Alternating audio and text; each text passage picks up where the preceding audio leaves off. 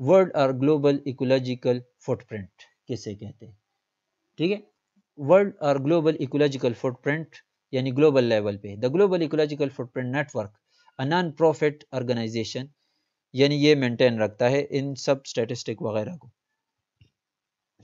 that advances the EF as a metric of sustainability, calculates the per capita global footprint.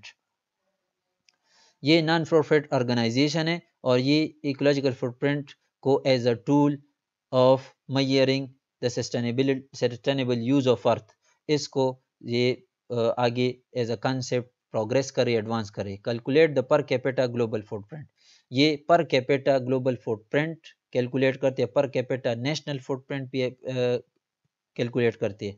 2014 में इसने क्या किया, अर्थ की टोटल बाई कैपेसिटी क्या है, ये बार बार हमने पढ़ा, 12.2 बिलियन ग्लोबल हेक्टेयर, और ये ग्लोबल हेक्टेयर टोटल, ठीक है, या 1.7 ग्लोबल हेक्टेयर पर पर्सन, या 1.7 ग्लोबल हेक्टेयर पर पर्सन, ये क्या थी, बायो कैपेसिटी थी, तो पर कैपिटा है और ये टोटल है global. While humanity ecological footprint was, human का फुटप्रिंट क्या था, 20.1 बिलियन ग्लोबल हेक्टेयर और 2.8 ग्लोबल हेक्टेयर पर पर्सन। तो इस वैल्यू को देके 2.8 इज एक्सीडिंग दिस वन, इस तरह 12.2 की कंपैरिजन में ये एक्सीड कर रहा है, और कितना एक्सीड कर रहा है। So the ecological footprint of humanity overshoots, global ecological deficit कहते हैं या ओवरशूट कहते हैं, earth biocapacity by 1.1 global hectare, यानी इतना ये क्या कर रहे हैं, हम ओवरलोड जा रहे हैं, ओवरशूट कर रहे हैं। तो ओवरशूट लेवल कितने परसेंट है, 64% और अबाउट 70% आप कह सकते हैं।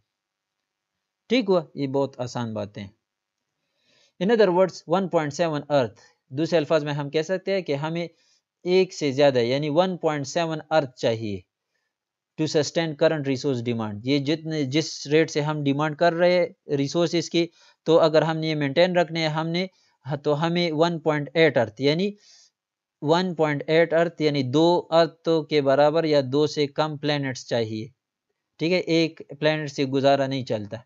Humanity use more ecological resources and service then nature can regenerate, तो ओवर फिशिंग, इसकी वजह क्या है, ओवर फिशिंग कर रहे, ओवर हार्वेस्टिंग कर रहे फॉरेस्ट की, बहुत ज्यादा कार्बन डाइऑक्साइड इमिट कर रहे हैं।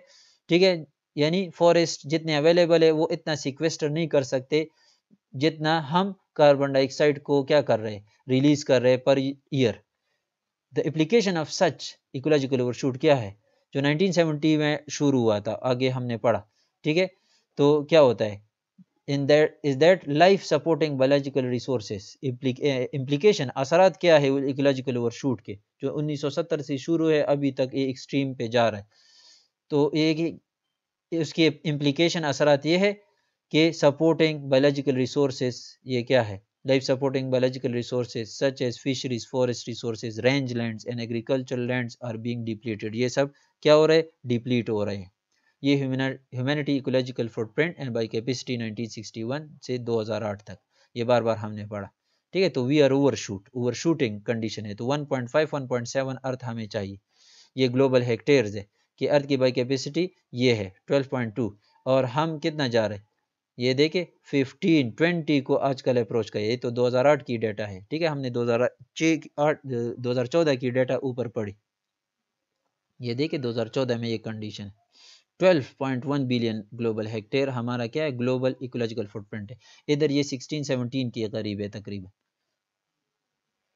ecological footprint by country, तो if a country does not have ecological resources within its own territory then there is a local ecological deficit, ये बार बार एक कंट्री के पास उसकी जो डिमांड है वो अगर एक्सीड कर रही है अपने अवेलेबल बाय कैपेसिटी के, तो ये कंट्री बाहर से डिमांड करते हैं, और इसको हम क्या कहते हैं, इकोलॉजिकल डेप्टर कहते हैं, डेप्टर। ठीक है, यानी ये घटा रहा है और नुकसान दे रहा है अर्थ को। Otherwise it has an ecological reminder, लेकिन अगर उसकी कैपेसिटी क्या है, इकोलॉजिकल क्रेडिटर इसको कहते हैं, उसकी बायो कैपेसिटी अगर ज़्यादा है किससे, इकोलॉजिकल बायो कैपेसिटी से, तो इसको हम क्या कहते हैं, इकोलॉजिकल क्रेडिटर। यानी बायो कैपेसिटी अगर एक कंट्री की ज़्यादा है उसकी डिमांड से यानी इकोलॉजिकल फुटप्रिंट से, तो इसको हम इकोलॉजिकल क्रेडिटर कहते हैं। लेकिन अगर एक कंट्री की इकोलॉजिकल फुटप्रिंट ज़्यादा है बायो कैपेसिटी से, यानी बायो कैपेसिटी कम है इकोलॉजिकल फुटप्रिंट से, तो ऐसे कंट्री को इकोलॉजिकल डेप्टर कहते हैं। देखिए, a country that has ecological footprint smaller than its bio capacity are called ecological creditor. और दूसरे साइड पे ecological footprint larger than its bio capacity, ऐसे कंट्री को क्या कहते हैं? इकोलॉजिकल डेप्टर कहते हैं, और ये इकोलॉजिकल ओवरशूट कंडीशन में ऑपरेट करते हैं। Today most country and the world as a whole are in ecological overshoot. Over 85% of the world population live in countries operating within ecological overshoot. ये तो आसान है कि जो कंट्री उसके अखराजात ज़्यादा है अवेलेबल बाई कैपेसिटी से, तो उसको इकोलॉजिकल डेप्टर कहते हैं, और जिसके अखराजात कम है अपने अंदर अवेलेबल रिसोर्सेज से, तो उसको हम इकोलॉजिकल क्रेडिटर्स कहते हैं। Use more resource than you have, ecological creditor you got more than you need, ये मैंने बता दिया।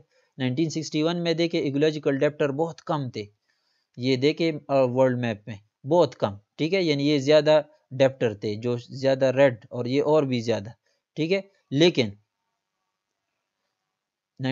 2005 में देखे ये हालत हुई, ठीक है, 2005। अब क्या हालत होगी 2000, ये आगे इमेजेस आ रहे हैं, तो इकोलॉजिकल क्रेडिटर कम होते जा रहे हैं और इकोलॉजिकल डेप्टर ज़्यादा होते जा रहे हैं, तो हम और यूज़ कर रहे हैं इस वजह से।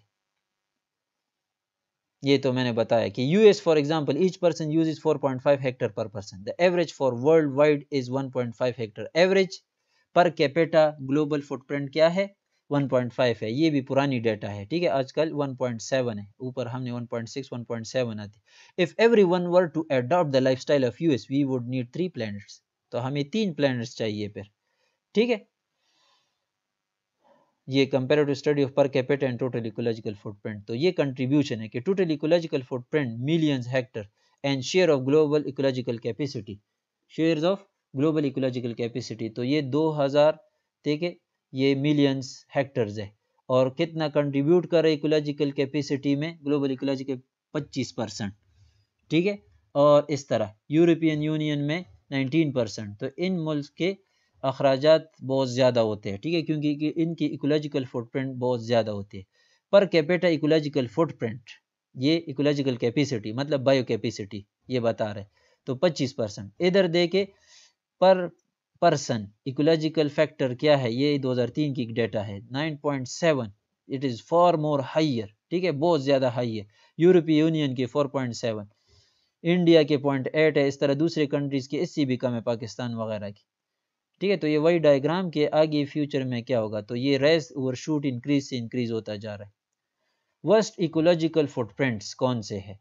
As of 2006 the following countries had the highest ecological footprint global hectare per person.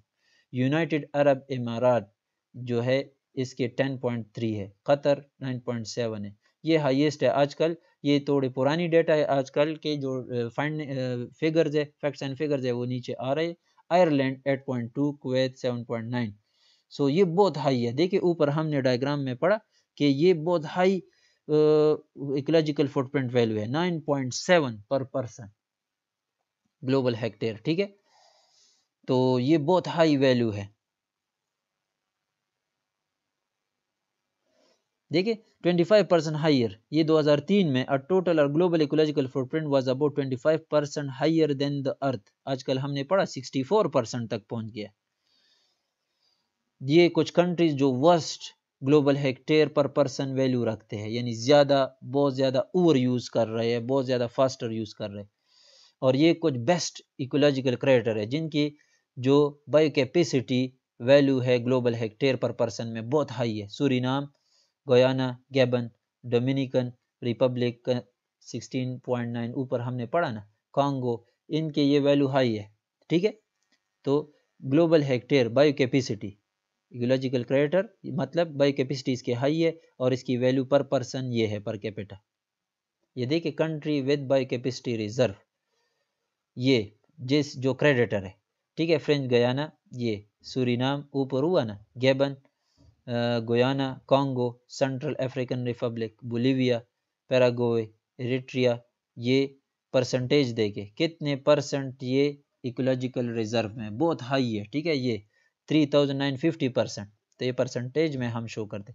Country with by capacity deficit, जो इकोलॉजिकल डेफिसिट में है, यानी उनकी डिमांड ज़्यादा है अपनी बाई कैपेसिटी से।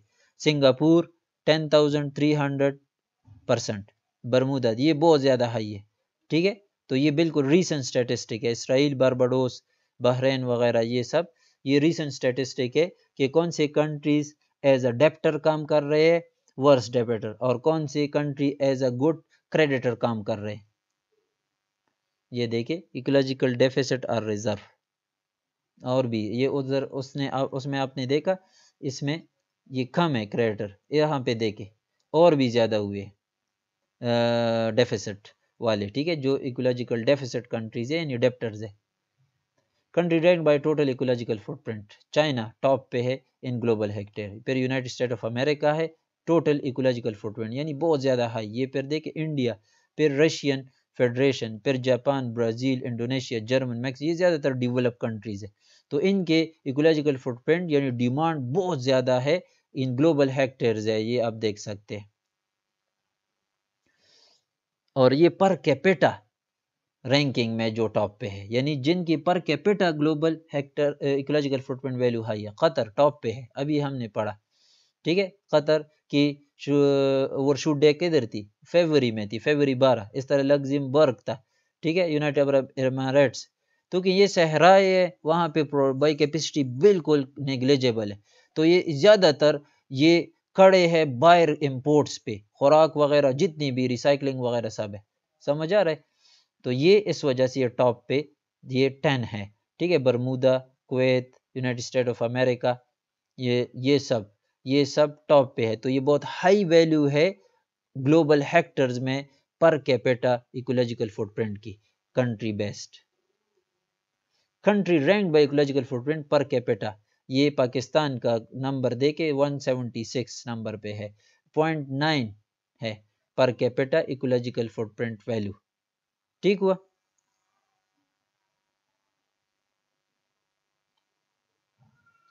तो how many earth do we need, ये मैंने आपको बताया कि कितने हमें चाहिए। How many earth does it takes to support humanity, तो ये ऑलरेडी ये डायग्राम मैंने उधर प्रेजेंट किया था।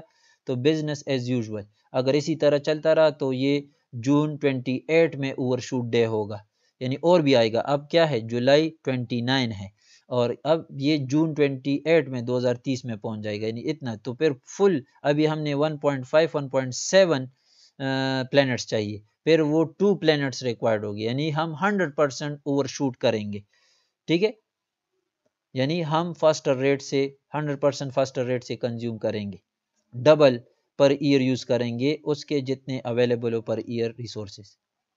कार्बन एमिशन रिड्यूस, अगर हमने कार्बन एमिशन रिड्यूस की तो अर्थ ओवरशूट डे सितंबर 16 तक पीछे चली जाएगी।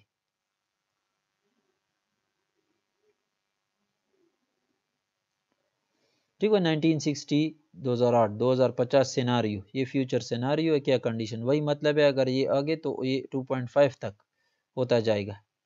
नंबर ऑफ प्लैनेट्स रिक्वायर्ड ये शो कर रहा है, और ये ईयर्स एंडिंग, वही बात जो मैंने आपको बताई। अगर आपने फुटप्रिंट हमने रिड्यूस की तो फिर ओवरशूट ख़त्म हो जाएगा, सस्टेनेबिलिटी बहुत ज़्यादा होती जाएगी।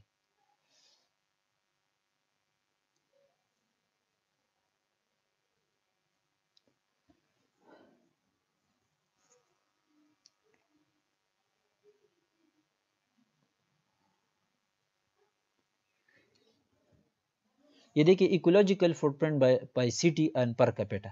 In 1999, it was estimated that resource consumption and waste assimilation footprint for 20, ये तो अभी तक हमने नेशंस की बात की, और अब सिटीज़ की बात थोड़ा सा करते हैं, और पर कैपिटा भी बात की है, लेकिन यहाँ पे कुछ एग्जांपल ले रहे हैं, वर्स एग्जांपल। 1999 में ये एस्टिमेट किया गया कि जो 27 एफ्लुएंट सिटीज़ है जो बाल्टिक सी के इर्द गिर्द मौजूद है किनारे पे, उनकी तकरीबन इकोलॉजिकल फुटप्रिंट वैल्यू, ठीक है, फुटप्रिंट जो है ये 500 to 1000 time the area of the city थी, यानी एरिया है ना, असल में तो हम इकोलॉजिकल फुटप्रिंट उस एरिया की बात करते हैं कि कितने एरिया रिक्वायर्ड है एक सिटी को, एक पर्सन की लाइफ को सस्टेन या मेंटेन रखने के लिए, सपोर्ट करने के लिए।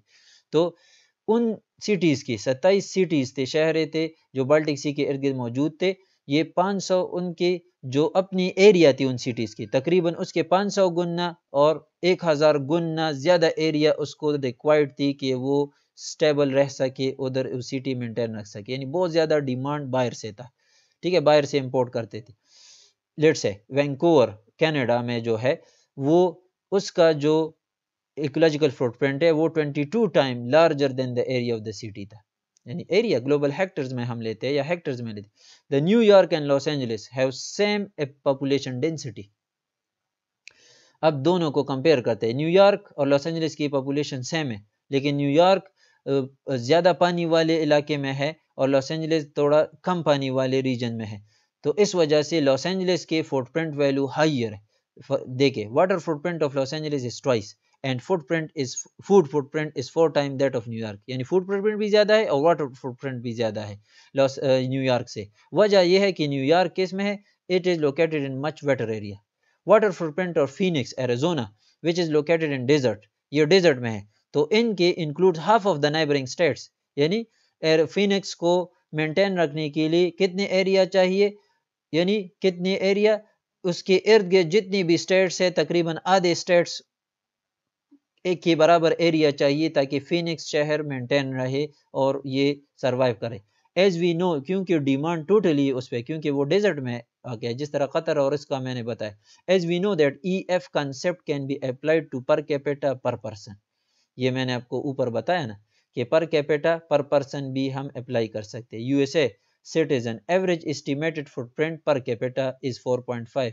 अभी हमने 9 पढ़ा, ठीक है, ये वेरी करता है, 2001 की ये पुरानी वैल्यू है। कनाडा 4.3 पर capita end of citizen of India and Pakistan 4.44 per capita.